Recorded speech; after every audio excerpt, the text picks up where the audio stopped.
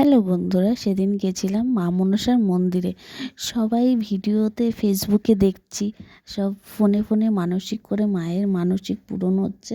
সেখানে গিয়ে সবাই পুজো দিচ্ছে। তো আমি আর পূজা ফাইনালি চলে যাচ্ছি সেখানে মা মনসার মন্দিরে পুজো দিতে। আমি একটা মানসিক করেছিলাম।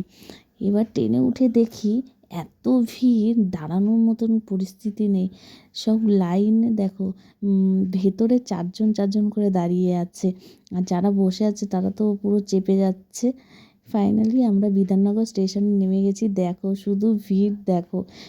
সেদিন মেসি আসার কথা ছিল, এই জন্য এত ভিড়। আমরা মন্দিরে পৌঁছে গেছি, ডালা নিয়ে নিয়েছি, নিয়ে এবার মায়ের জন্য পুজো দেওয়ার জন্য লাইনে দাঁড়িয়ে পড়েছি।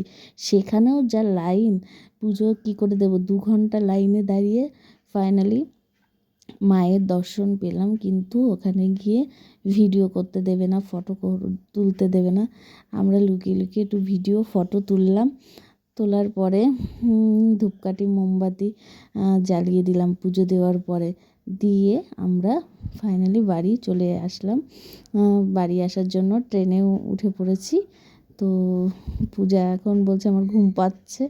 তো আমি বলছি তুই তাহলে ঘুমিয়ে পড়। ও আমার কাঁধে ঘুমিয়ে পড়ছে। এর মধ্যে আমার একটা ফোন চলে এসেছে।